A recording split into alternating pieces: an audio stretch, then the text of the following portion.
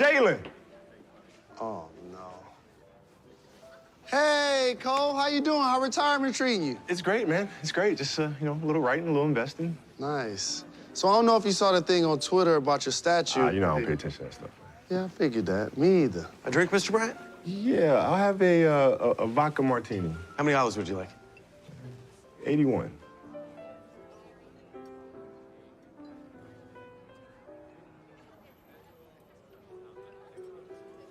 Really? Nah, man, I'm just playing. Just 2. Joke for him. He gets it.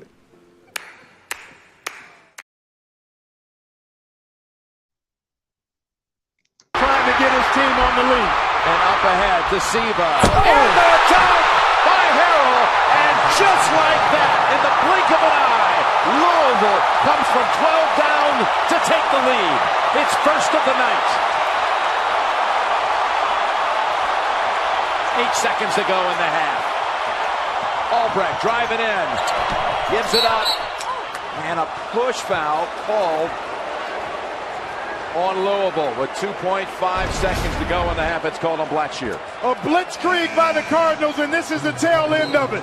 Montrezl Harrell wrecking that rim. Beautiful pass by Siva off a turnover. And boy, it didn't take long, guys. No. About Daniels one-on-one mode.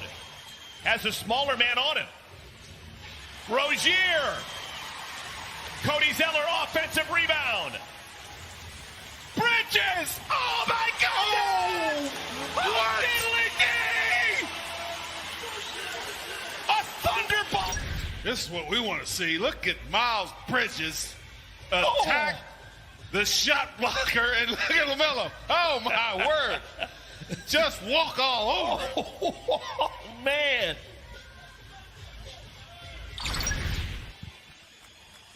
Oh, come on. That's on Capella. Yeah. That is on one of the fiercest defenders in the league. As a shot blocker, yeah, you're going to try to go after everything. It's going to happen. But at some point, you got. Samuel came close to a game-ending interception. Well, that's about as demonstrative as you're going to see Eli Manning.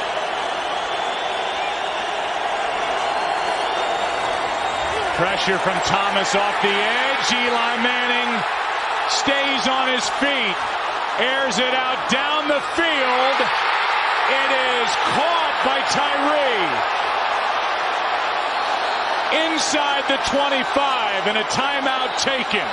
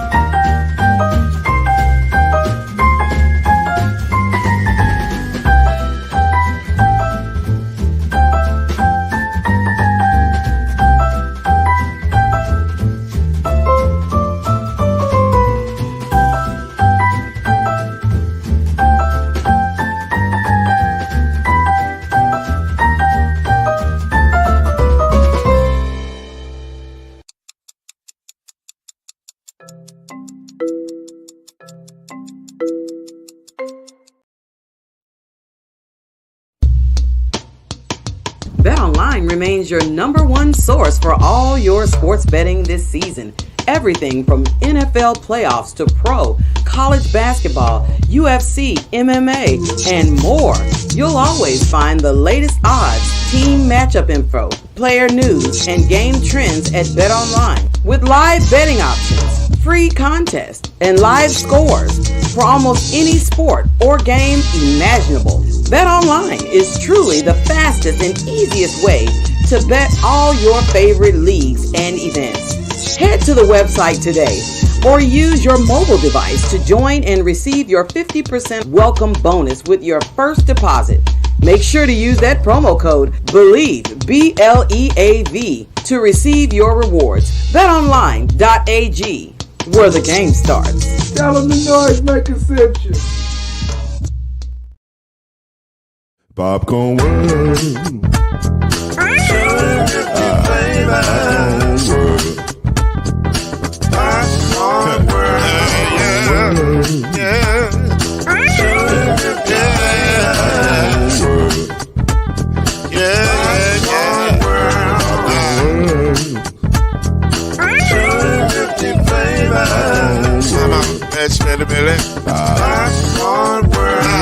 Can I make you move now? Yes, I can. So you can get this move in the back of a can. You can make it rhyme and world, man, the holes in your hand. Popcorn World. 250 flavors gonna make you smile. 250 flavors gonna make you smile. 250 flavors gonna make you smile. I said popcorn make you smile. Ah. Popcorn World. Popcorn World. Popcorn World. It's a popcorn world. It's a popcorn world.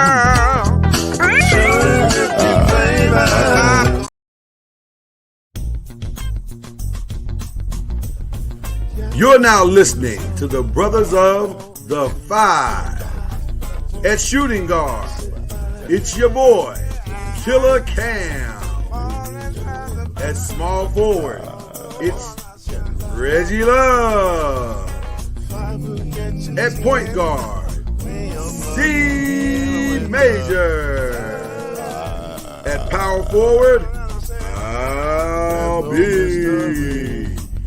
And at center, Mr. Noise, Lloyd Spence. And now, the Brothers of the Five. Add one more plus me and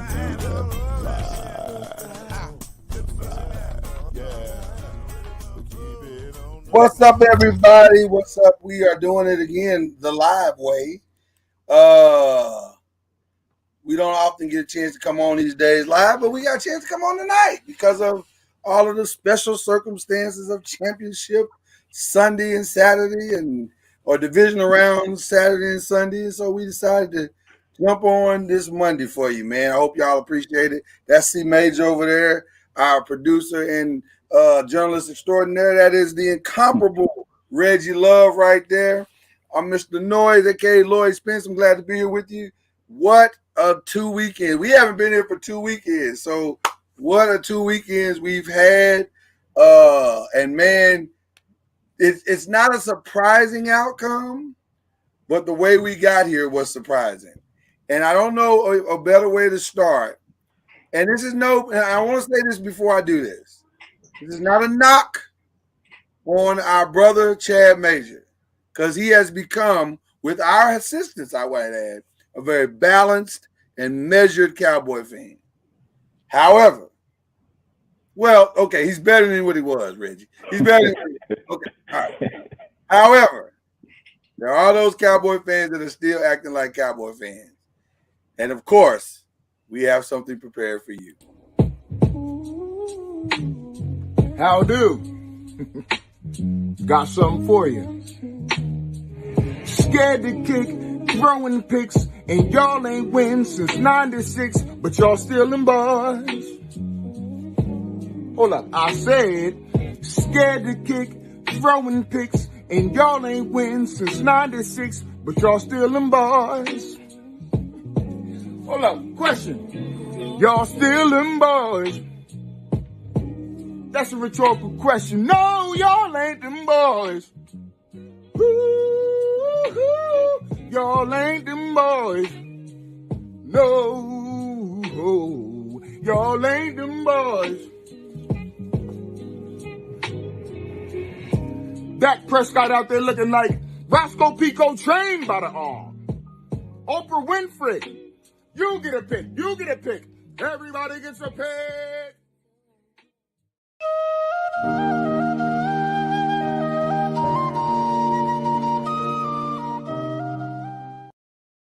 Final play, it looks like barring a penalty. Prescott over the middle of the turf, gets smoked right away, and that'll do it, the 49ers. And on the last play, Cowboys needed a miracle. Didn't have it on this day.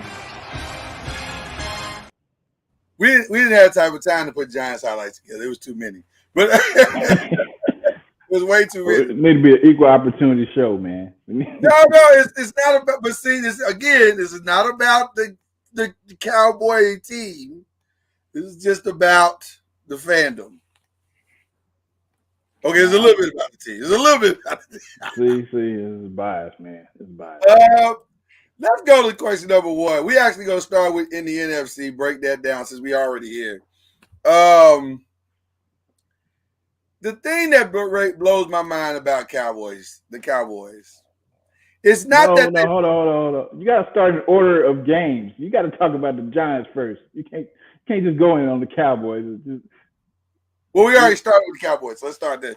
The thing that blows my mind about the Cowboys is not that they lose, because losing would be fine. Everybody can accept losing, and I think if they just lost the game, we would have a different conversation to start. We'd be like, man, listen.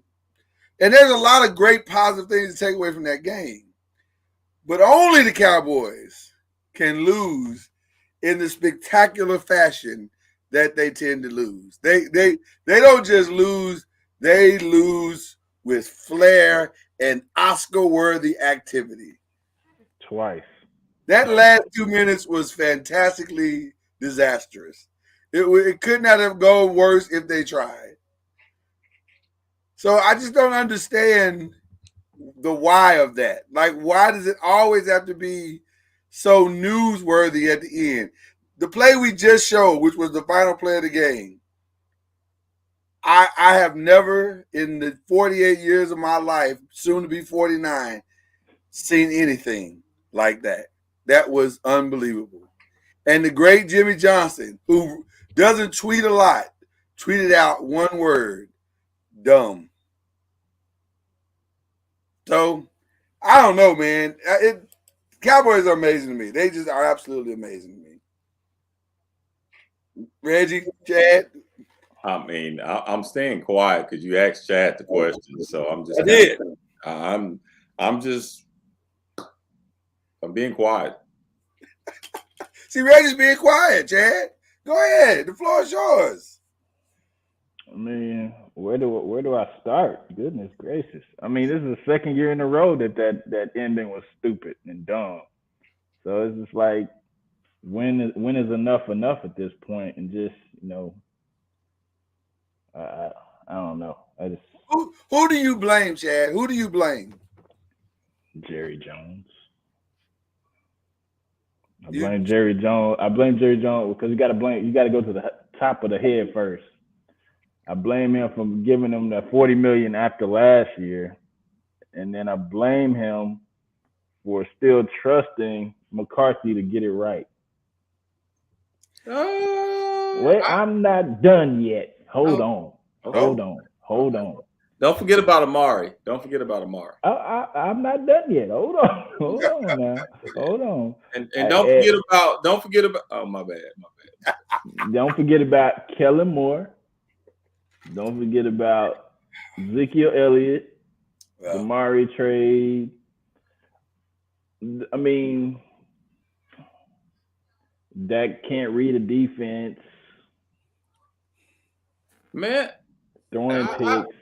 Hey, go ahead, Lloyd. I was gonna say they came in according to Mike Tannenbaum, and a bunch of people like Mike Tannenbaum. They're the highest scoring offense since Dak has returned. That is the most dumbest thing I've ever heard because that's just masquerading the fact that we still have a problem. Just because they score points doesn't mean it. I hate when people say highest scoring because it's just fools go. If you look at the field, I mean, yes, they score points because they have talented players, but I mean, it's I don't know, man. I think Kellen Moore has to go first. If you're gonna keep Mike McCarthy, Kellen Moore has to go. We need to have a new philosophy on that end of the ball. And I mean, I think I'm gonna give Dak and McCarthy one more year. After that, okay. I don't know. Well, y'all might have the trouble. defense. The Y'all defense played. Y'all might not have y'all defensive coordinator next year. I mean, at times he played like he was trying to get out of there too. So he goes like he's trying to get. Well, he was interviewing Saturday, so yeah. So if you don't want Michael Parsons to rush, know what got you there, rushing, the passer, and he was in coverage a lot of times. I mean, no, I actually think the defense played. No, they did play. They played great because the offense stunk it up. I mean, you don't have T.Y. You got T.Y. and you don't use them. I mean, I think maybe everything went downhill when Tony Pollard got hurt, but still, you got to have a backup plan. But but that's not surprising though, because Tony. We've said that on this show all season long. Tony Pollard is the best offensive weapon you have, so true. You can't remove that from the equation and expect them to function at the same level. So I get that part.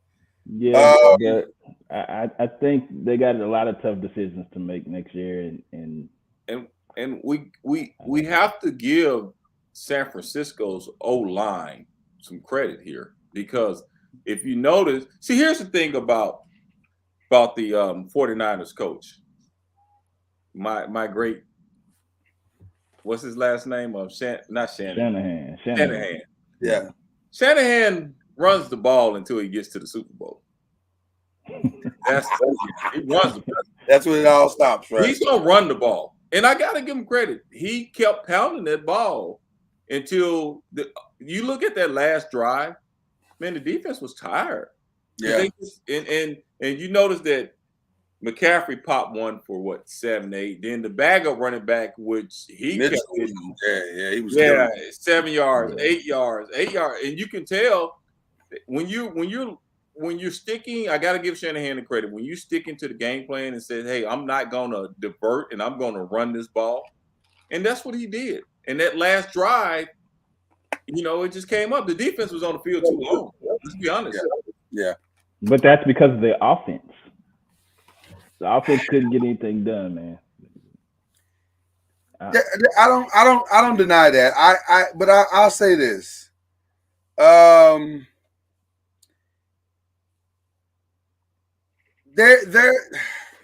It's not as bad as Cowboy fans would like to make it today. Yeah, I say that too. A lot of people were saying the house is on fire, fire everybody. I get it, Cowboy fan. That's what y'all do. Y'all overreact. It's not as bad as you think it is. Now, are you boxed in some areas that you need to figure out what you're going to do? Yes. I would have a conversation with both Dak, specifically with Dak, and say, hey, man, can we restructure this thing so we can get you some help? Because I think he needs some help.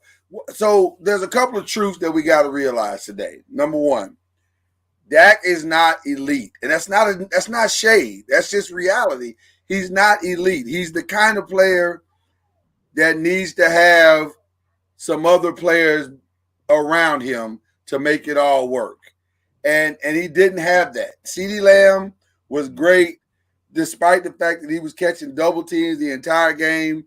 CeeDee Lamb was great, but Ezekiel Elliott is not great. He's just not.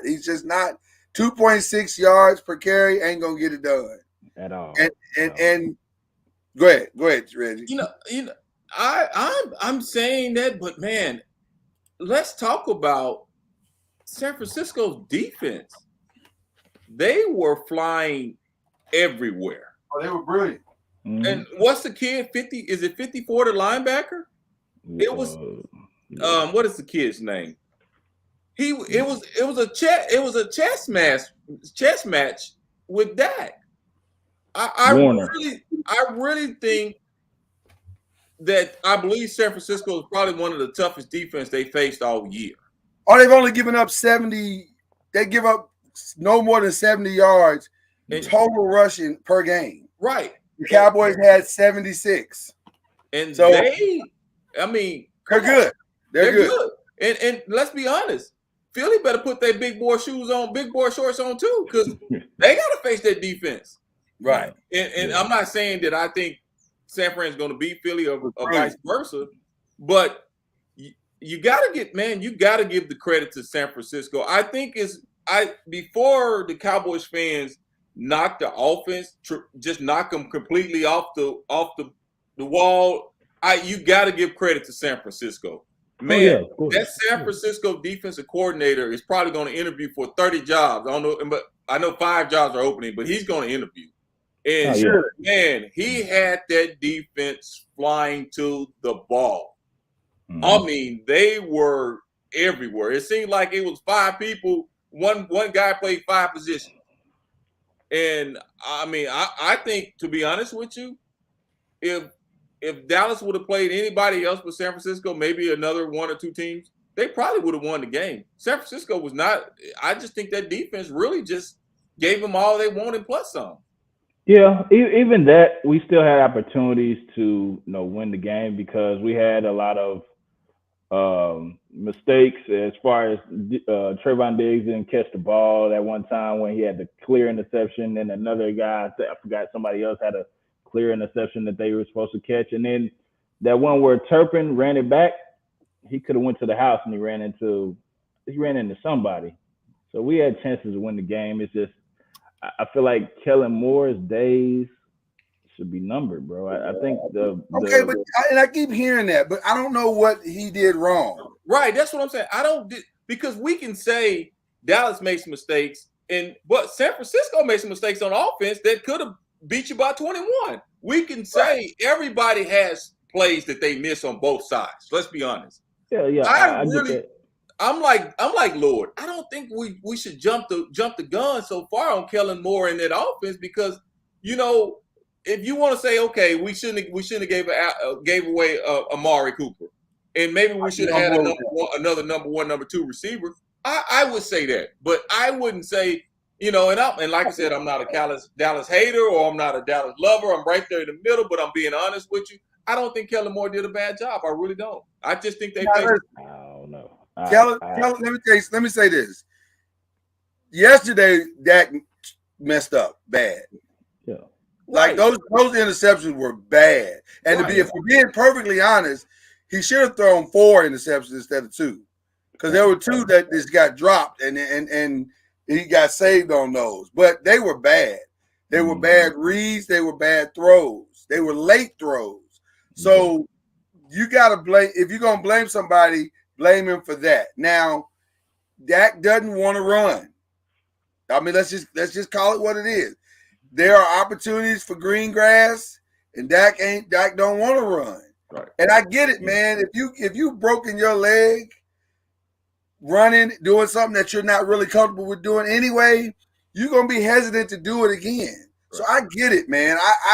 I understand the psychological part of where Dak is. Dak saying, I don't have to run. I'm a pocket passer. I understand how to make the reads. And he is, by and large, a pocket passer. So I get the frustration that he had. But I do think, like Reggie said, San Francisco is a great defense. They are the number 1 run defense in the league. And they're in the top, I think, 5 or 10 or whatever in pass defense. So they're not a slouch team, man. They're a really, really good team. And it's the best defense outside of Philadelphia that Dallas has played all season long. So I think you just ran into the wrong matchup. Right. I get what y'all saying. You didn't have the weapons you needed to beat that team. I think it was just that simple. Yeah, I mean, San Francisco is a great team. We had both years, close losses to them. But I just feel like, the game could have been won as far as Dak not playing up to the level that everybody has set to him, and plus some of those before the game, they're saying San Francisco was not good at play action pass. This is what I'm talking about. Kellen Moore. It was not good at play action pass. I didn't see a lot of play action passes that were designed to be done, and that's what I'm saying as far as Kellen Moore. As far as but that's what I'm saying. I don't think he's comfortable in. Listen, while he should have more play action pass, his athleticism says you would be better in RPOs and play action passes than you are just standing in the pocket. His athleticism does say that, but if the player doesn't trust that within himself, you can't ask him to do something that he doesn't trust. Or here's the other side: you don't have the right guy. He's not good enough to be one-dimensional. That's the thing that Dallas is going to have to figure out. Do we truly have the right guy at that position? And I don't think at this time we do, because he can't be one-dimensional. I mean, he's not good enough to be one-dimensional at this point. Well, he is if you put the right pieces around him, though. Go ahead, Red. I'm sorry. No, I mean, I'm agreeing with you. We could easily say, would you put Geno in a different system and see how he strides. If you never know if it's system or the right players around you. I can't blame it. Now, yes, Dak has issues sometimes. To me, it's not Dak has a problem being consistent. Because we can say, okay, he doesn't read defense, but sometimes he has a command of that offense and he's rolling. So the thing is for me is, okay, Dak is a good quarterback, but he's not. He can be. He's good. He can be great if he was consistent. We've seen some games in which we're like, man, Dak is that man. Then we've seen some games like yesterday, like Dak is not that man. We saw Tampa Bay and we saw San Francisco. Yeah. Prime example. But to me, I go back to San Fran's defense. For some reason, I just go back to that because they had so much confidence in their defense. They said, you know what? Y'all can stop McCaffrey to 1 and 2 yards. We're going to punt it back to you guys, and we're just going to play defense. Yeah. And let's not forget, Dallas did have a drive. They took like 8 minutes off the clock and scored a touchdown. Yeah. They did a lot of things right, Reggie. I agree with you. Yeah. We're being silly about some of this, but the reality is Dallas did a lot of things right. But San Francisco's defense and offense dominated the game. Right. Like they kind of dominated it. I mean, they did a lot of things. They were methodical. And one thing that you can say about Brock Purdy, he took what was given to him. He didn't try to do too much. He just said, I'm gonna play within myself. I'm gonna play within the system. And if we get 2 yards, we get 2 yards. If we get 4, we get 4. But we're not gonna take unnecessary risks, but we are gonna take the strikes when we get them. That's exactly what that was the game plan, and it worked. It worked. Hey, Lord, I'm gonna call it like it is. Hell, I'll take Dak over Matty Ice this past year. No question about it.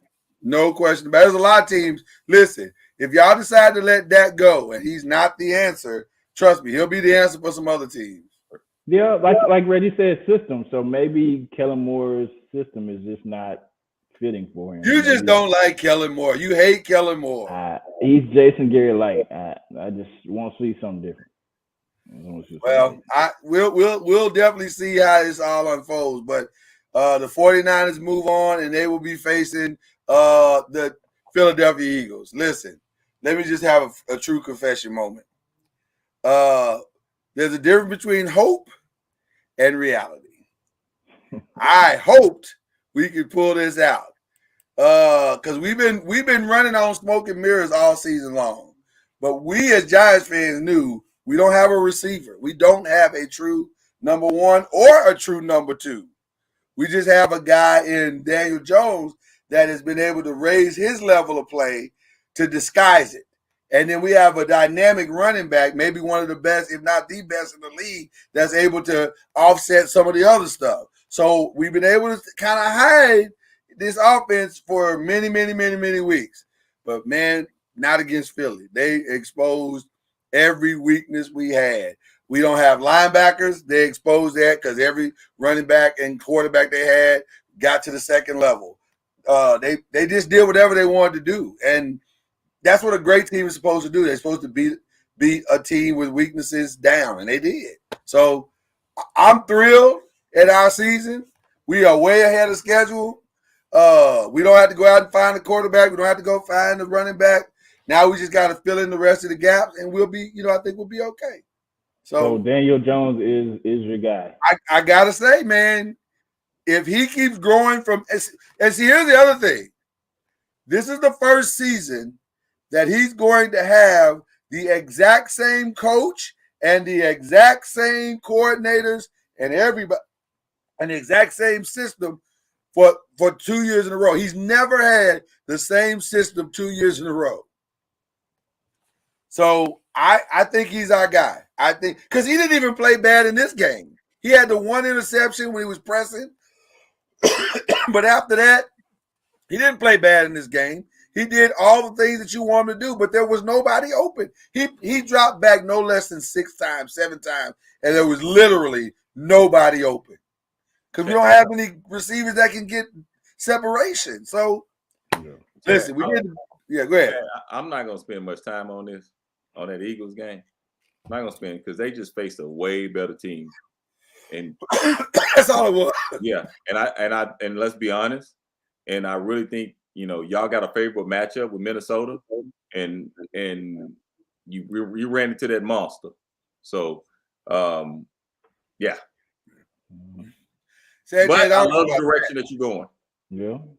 Well, could you put that back up? I don't know if I agree with that. Now they're a good defense. They're not the 2000 Ravens. Like, I mean, I get what he's saying. Just I get what he's saying. Yeah. But they're a good defense. They're a hell of a defense. I don't know if they're the Ravens. You got to remember who was on that squad. That was kind of squad. They are the top-rated defense. Listen, they are amazing. Now, if they go out and bludgeon Philly, you got to start saying, okay, this might be one of the all-time greats because they just fly to the ball like no defense I ever like. I ain't gonna say ever seen this year. They just they fly to the ball. Got you. Yeah. No, they that part of there is amazing, and they come at you, man. They come at you, and if they get any kind of lead, they're gonna pin their ears back and come for you. So I get what he's saying. I can get on board with that. But y'all notice one thing San Francisco didn't do? They didn't blitz Dak much. They didn't have to. No, they didn't need to. They have to. Same thing with Philly. Philly didn't blitz us. Yeah. They didn't have to. Yeah. They knew they could get home with 4. And listen, the best defenses can get home with 4. Yeah. And to me, that's when you got a real solid defense. When you don't have to blitz. Cowboys got home with 4. Yeah. They did.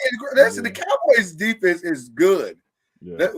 They're good. They just need some help on that offensive side of the ball. So now there's a little bit more mystery, I think, in the AFC. And I'm gonna tell you something. This game kind of shocked me. It didn't shock me. It didn't shock you? It shocked me. I told everybody who asked me, I said Cincinnati was gonna win this game. Yeah, I didn't think they were gonna get out to the fast start like they did.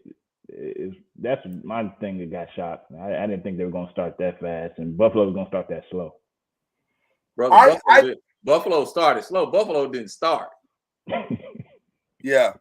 I think I underestimated the Bengals defense. I think that I didn't realize their defense was that good. Like they had the coordinator for the Bills really, really confused about what to do. And then once again, they exposed the Bills for what they are. The Bills can't run the ball. Right.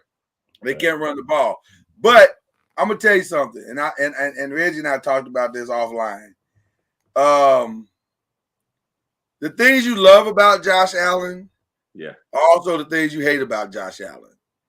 Josh Allen is phenomenally talented. He can make every throw, and he's got great touch and all that stuff. He can put it in windows that a lot of players couldn't dream about putting it in that window. And therein lies his biggest problem because he can do things and he knows he can do things and he thinks he can do those things all the time. And the truth is he can't. You can't throw into coverage with 3 people. You can't throw into cover 2s and nickel defenses. And you can't. You gotta learn to live a fight another day, or just take the check down and live to the next play. He don't want to do that. He want to hit the home run every single time, and that is his Achilles heel right now. Do you think him and Dak have the same kind of mentality regarding that? No. Well, I mean, Dak thinks he can make those throws, but he really can't. But he's trying to throw into double coverage and stuff like that. No, but that's not the same mentality. Thinking you can throw in it and being able to throw it is 2 different things. Well, yeah. Josh can throw it. He can throw it. And we've seen him do it. But that's the problem. Because we've seen him do it, because he's had some success with weaker defenses, he thinks he can do that with and you can, bro. As the playoffs goes on, those windows shrink.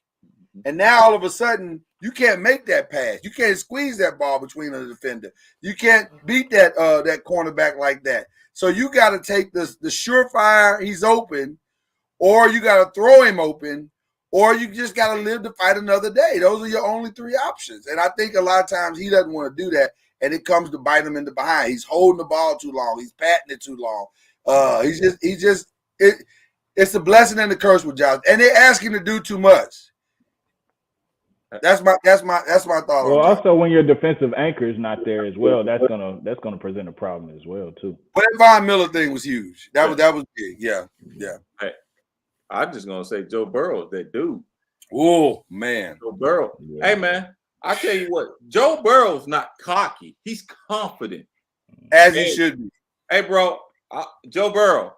I don't even play football, but I can give you one snap. Whatever you want me to do, brother, you will motivate me to do it because Joe Burrow's one of them dudes that I would ride with him. Because he's something about his leadership. He has that kind of swag, like, hey man, I don't care who on the field. Oh, y'all want to sell tickets in Atlanta before we play? Oh yeah, I got something for y'all.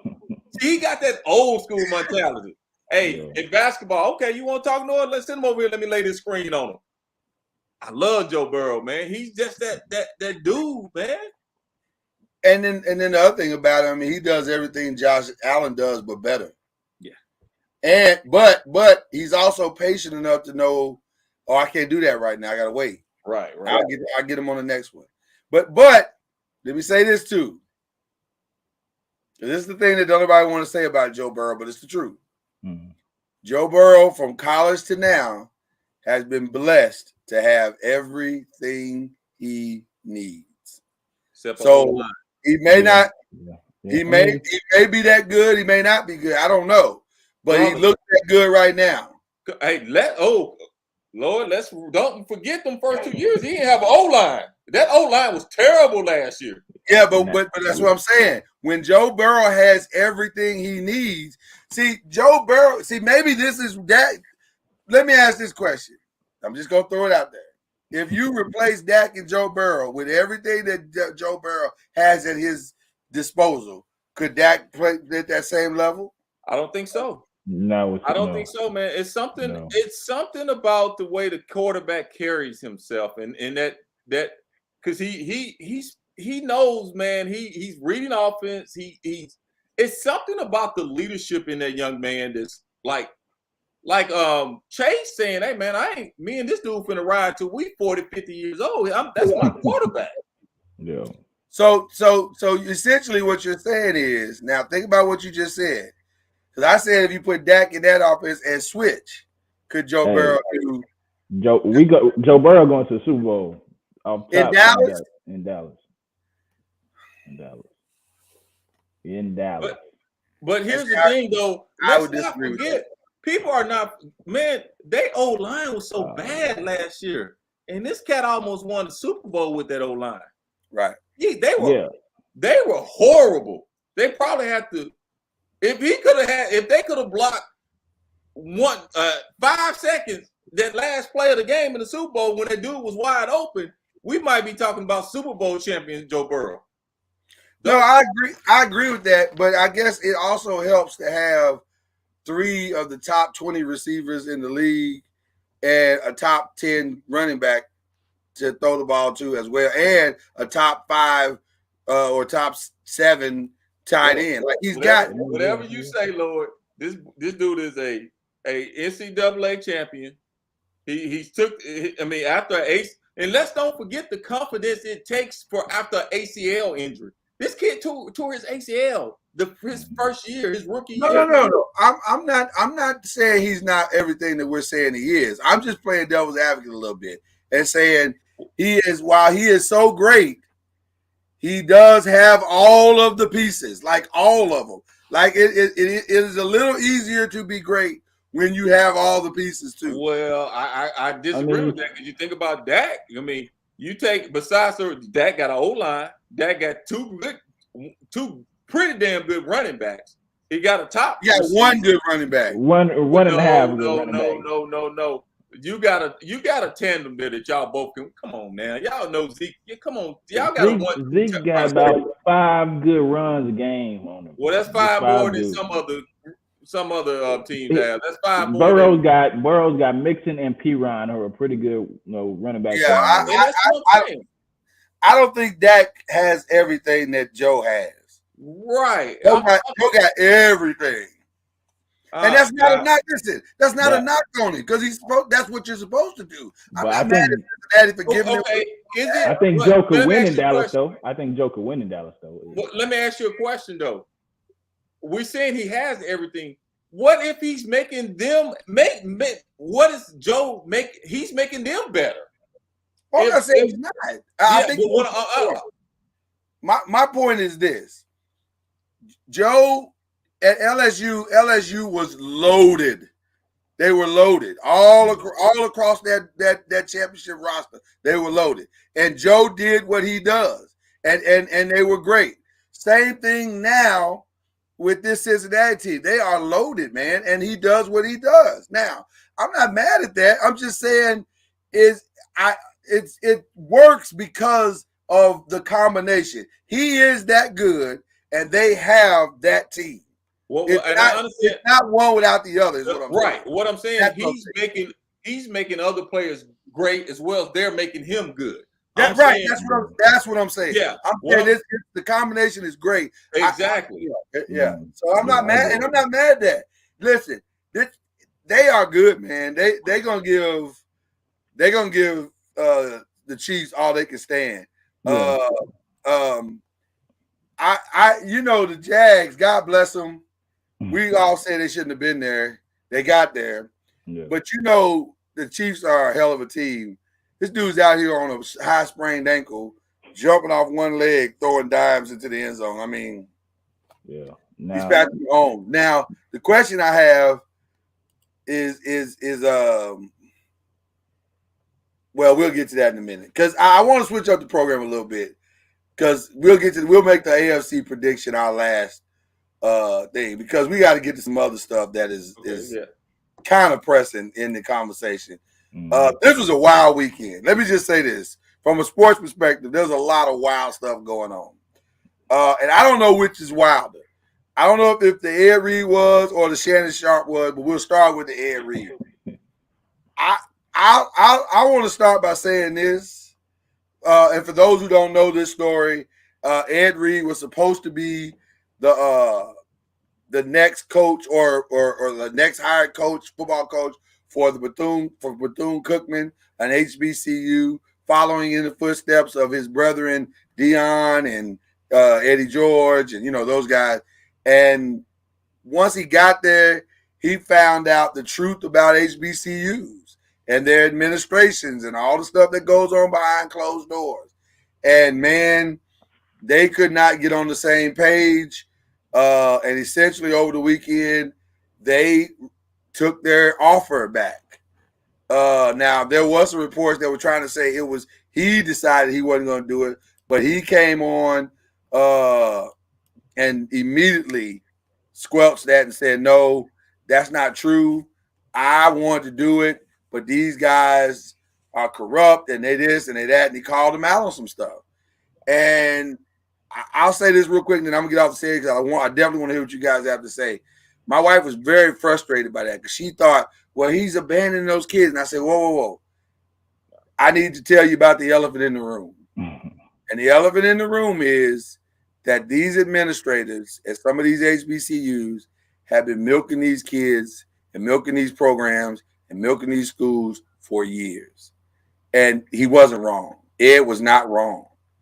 And I feel bad for saying it, but the problem is we can't change this problem if we never want to expose what it is.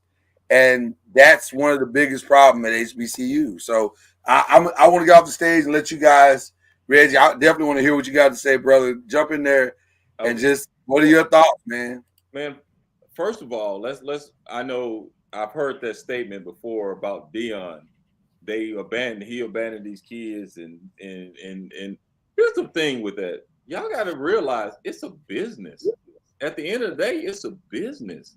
Yeah, it's a business, and yeah, they're here to make change, but change has to be done the right way.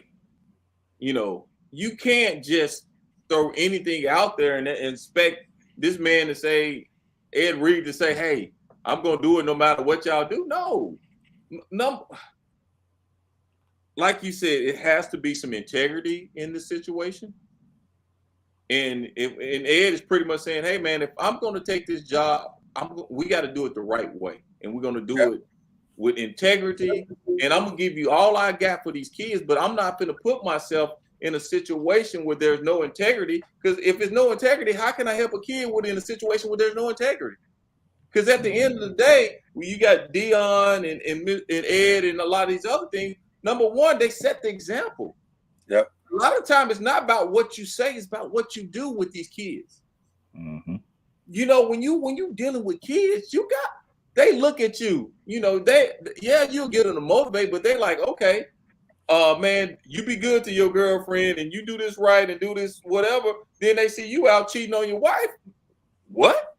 Right. You know what I'm saying? So I see what Ed did. Ed said, hey, man, if I'm going to take this thing, it's time to do it the right way. And that's what we're supposed to do. We're supposed to do it the right way. How could I take a job to help some kids and everything is wrong? I'm hurting the kids more than I'm helping them. Yeah. That's my.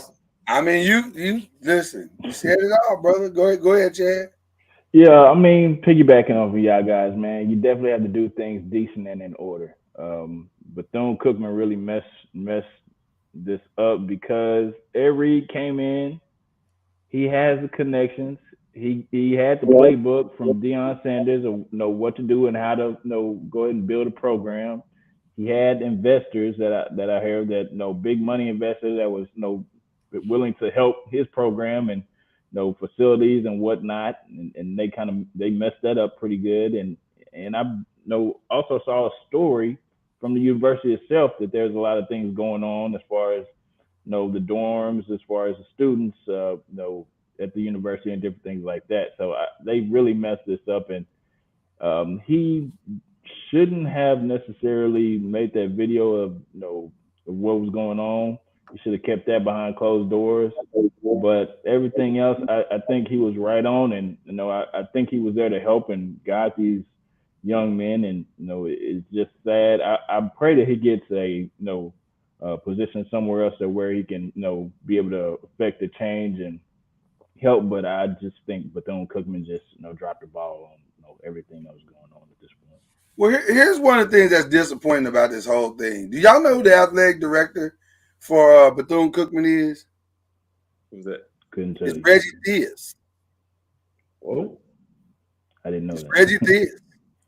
Wow. And you would think somebody, I don't know Reggie Diaz, but I've always assumed that he was a dude that was on the up and up and doing things the right way or whatever. And so for this to slip through his fingers is a little shocking. Right. Because you're like, really, Reggie? Like you? Yeah. That don't even make sense. But yeah, I'm gonna say this, man, and this is the reality. This is a hard situation because I don't know if you've ever seen Fisk. I don't know if you've ever seen Kentucky State. I don't know if you've ever seen FAMU or Morehouse or any of these schools, Howard. They don't look the best. UAPB, they don't look the best. But they have donors. They have people giving money. Correct me if I'm wrong, Reggie, but our guy that played here, played baseball here, that played professionally. You know what I'm talking about. Torrey Hunter.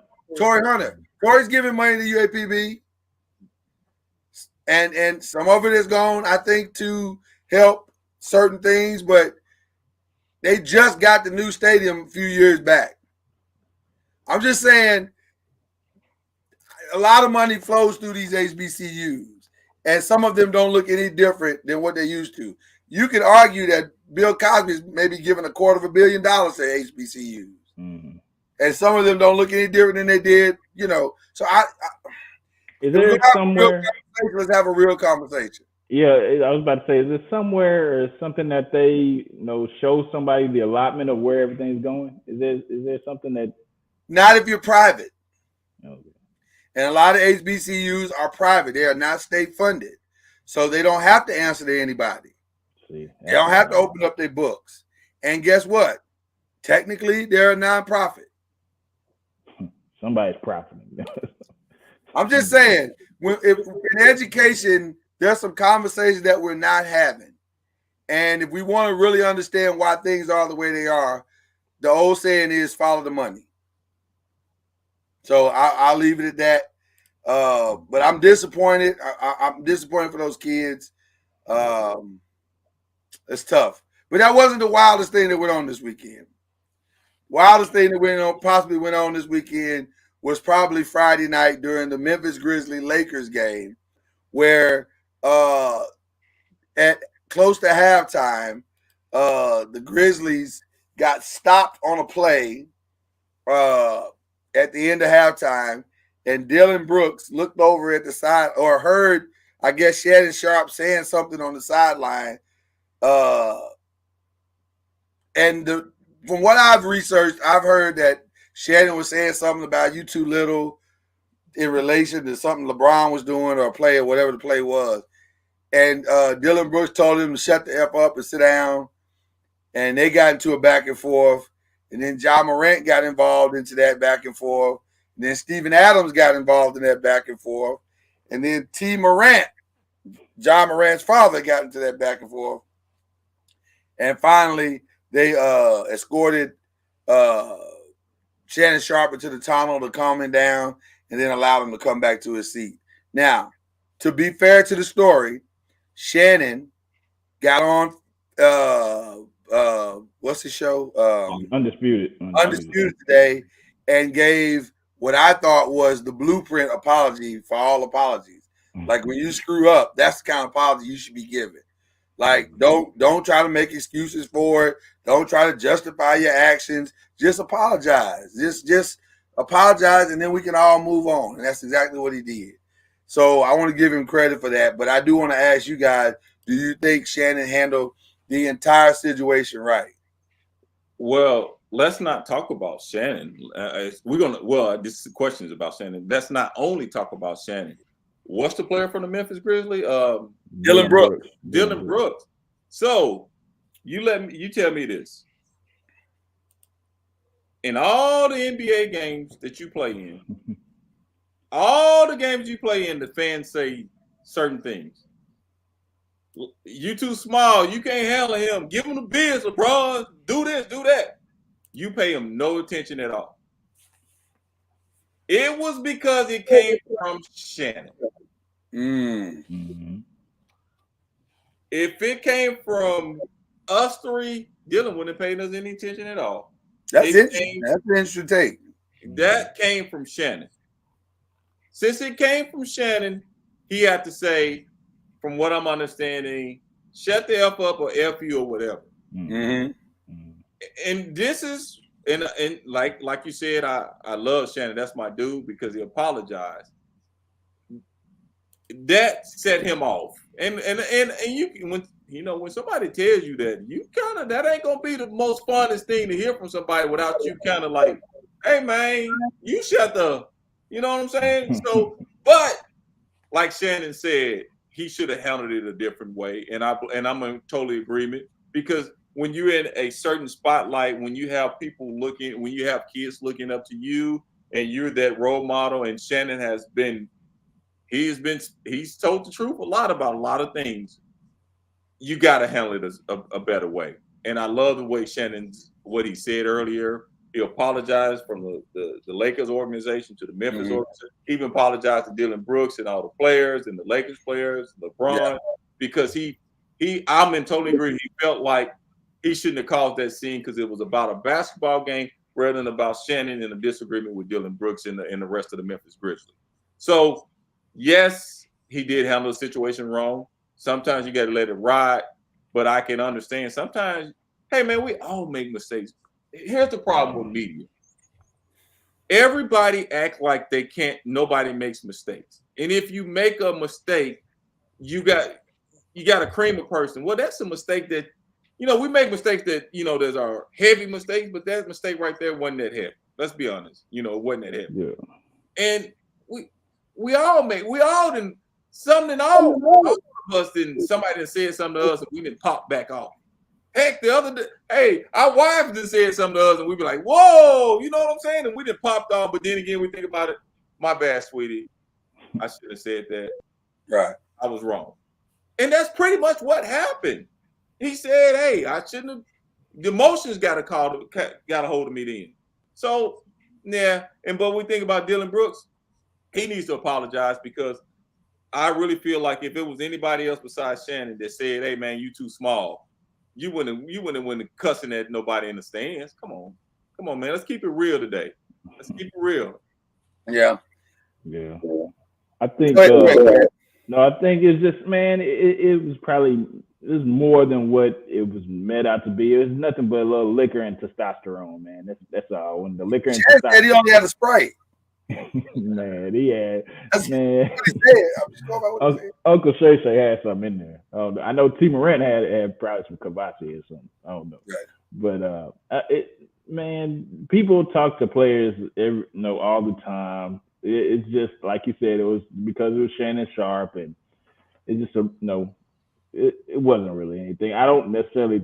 I mean, he apologized, but I don't necessarily think he, should have apologized. But I get the corporate side of that. But I mean, it's just banter between fans and players. So I mean, let me say this: this wasn't banter to me between fans and players, because if this had been a banter between fans and players, Shannon Sharp wouldn't have got back in that game.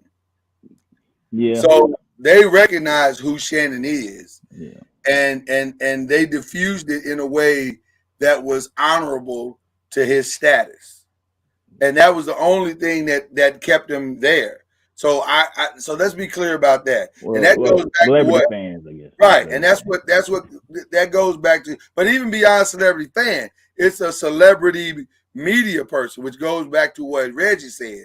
If Dylan has a problem with Shannon Sharp, and that's fine. I mean, if you got a problem with it, that's fine.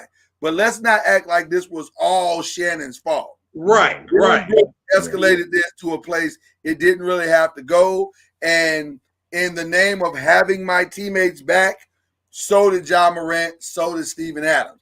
It didn't have to be that. Because Steven Adams and Ja Morant could have just grabbed Dylan Brooks and said, bruh, leave that alone. Let's go to the locker room. Let's figure out how we gonna win this game. That's the most important thing. But they don't like that Shannon Sharp gets on TV every day and is a diehard Laker fan. Right. So that's that. So I get it. I get the testosterone of it all. It's dumb. We as black men look stupid today because we out here doing just dumb stuff.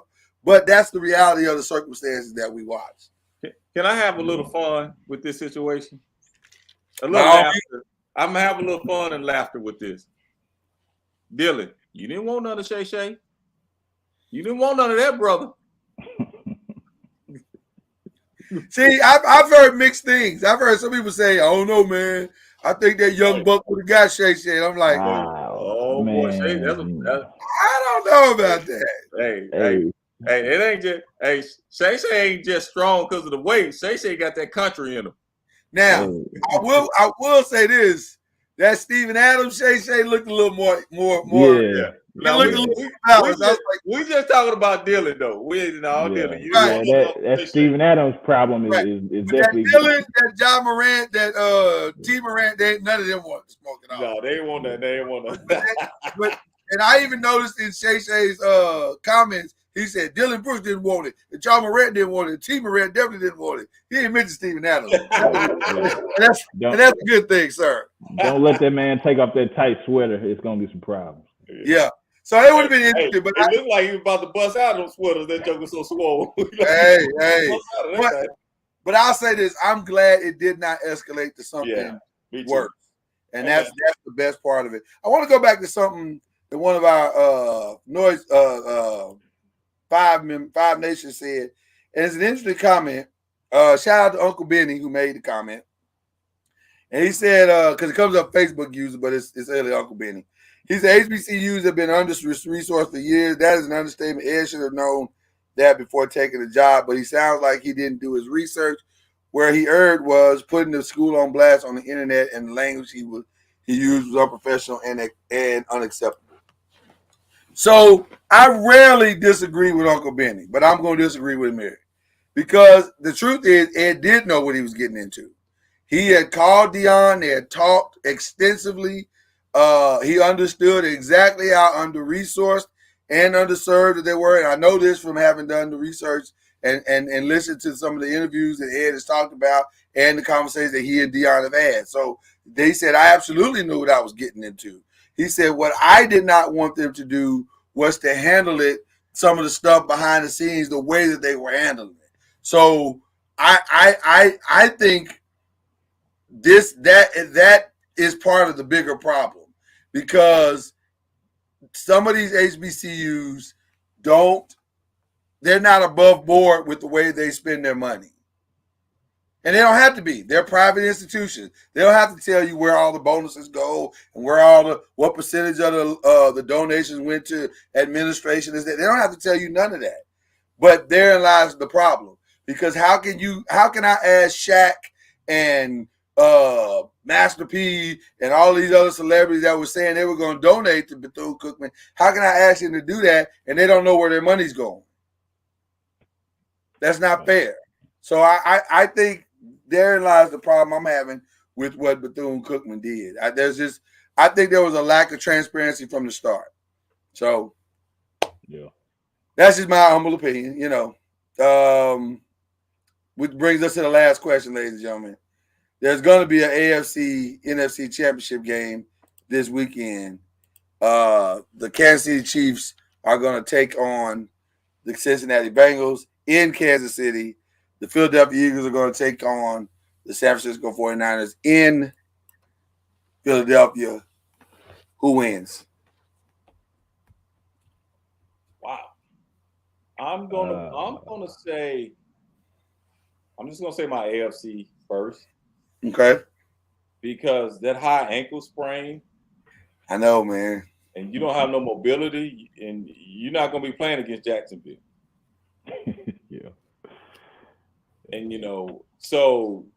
that's huge. That is huge.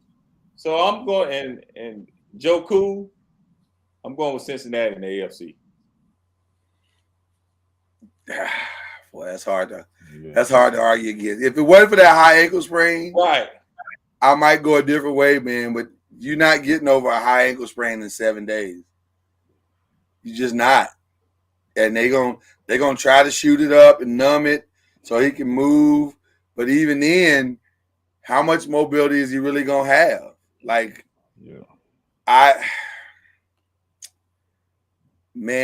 gonna say Cincinnati too in a close one. But yeah, man, I hate that. I hate we're not gonna get a straight up fight. But I think you're right, Reggie. That high ankle sprain is gonna be. And let's be honest, even without the high ankle sprain, it's gonna be to me. It's still right. It was gonna still be hard. I agree, 100%. A close one. Yeah. Yeah. I definitely on board with you guys. Like Reggie said earlier, the way that Cincinnati's defense is playing, and then they know they got a wounded dog out there. They're gonna be trying to get after him. So Cincinnati is who I got going. All right, so we got Cincinnati going to play. Back to what Reggie said about that defense, man. I'm going San Francisco. I think Purdy can manage the game enough, and that defense can, close it out.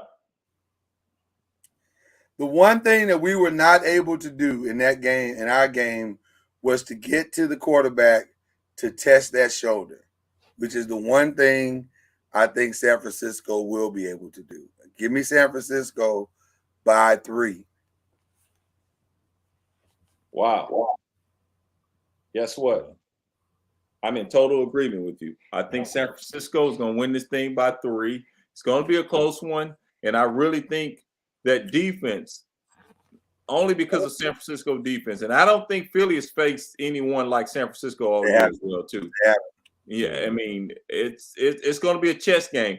Like we talked about Dak able to read the defense. We're going to say the same thing about Philly's quarterback.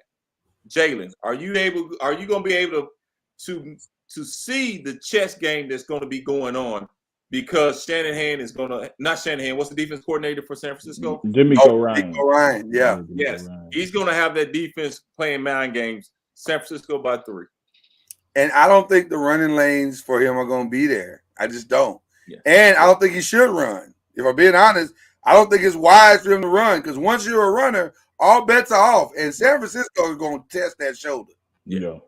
So I think it's going to be a tough game, man.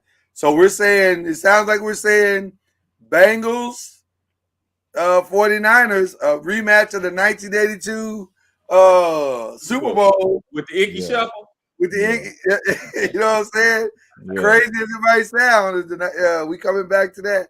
Bengals 49ers, they got some history playing each other. Should be an interesting game, man.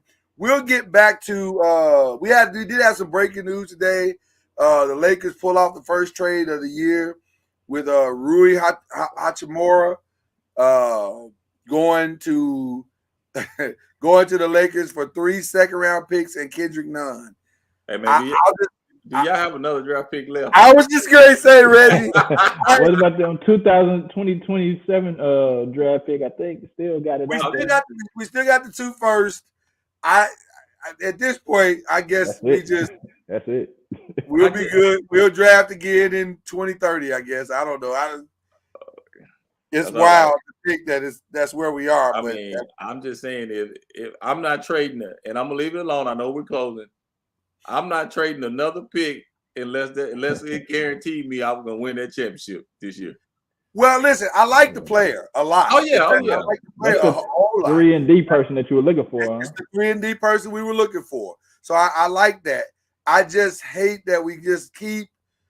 Oh my God, we just Magic Johnson. Where are you? Y'all don't use people in the draft. Y'all don't use the draft picks really like that anyway. So I mean, well, we definitely they doing it now. We ain't got none. Yeah, so I don't think it's going to be that big of a deal unless you want to pull up a major trade. Hey, yeah, LeBron gonna be 55 by the time they get another first-round pick. LeBron, listen, we can't let LeBron leave now. We got to have him play till he's 50 because we ain't got no draft picks. So anyway, all right, that was the trade that went down. By the way, are y'all curious? We'll get into this another time, but LeBron only 224 points away from breaking the all-time points record. That's bananas. That could be like 6 games.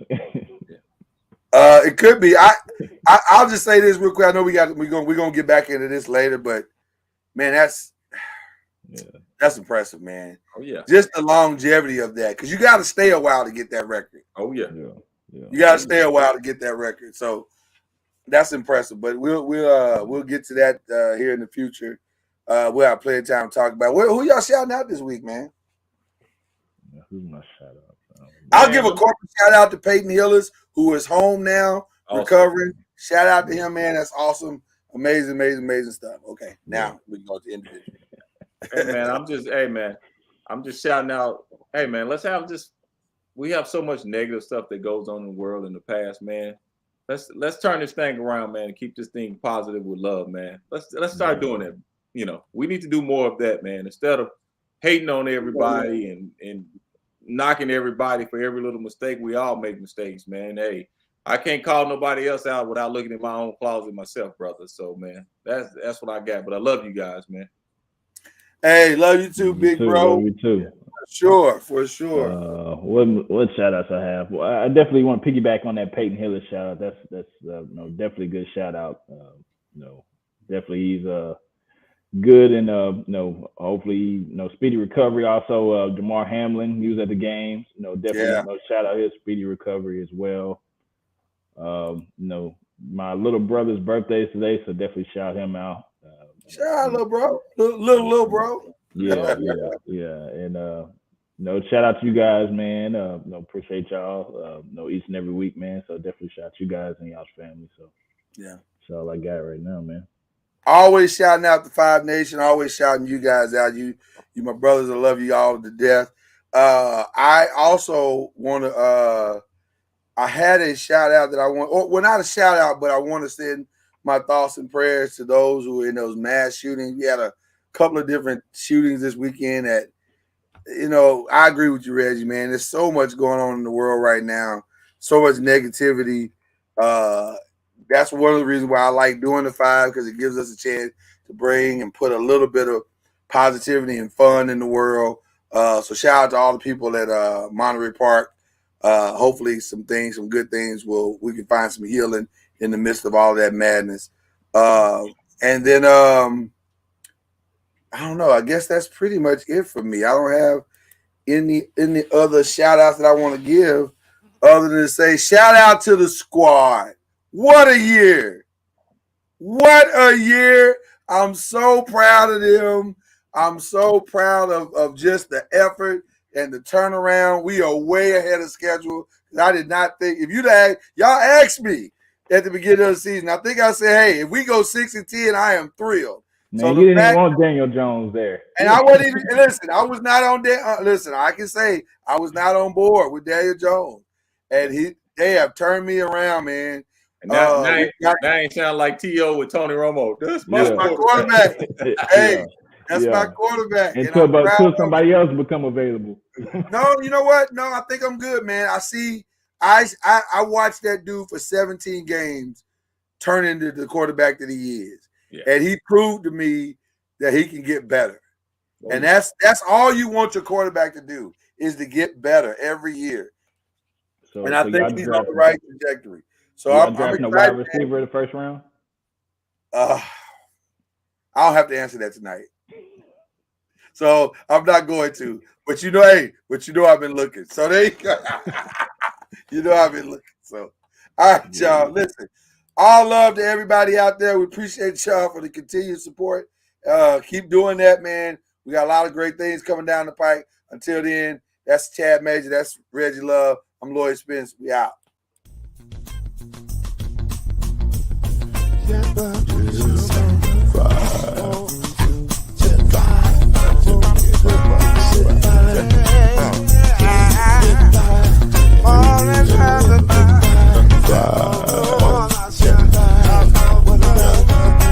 Five will get you 10 when you're plugging in with the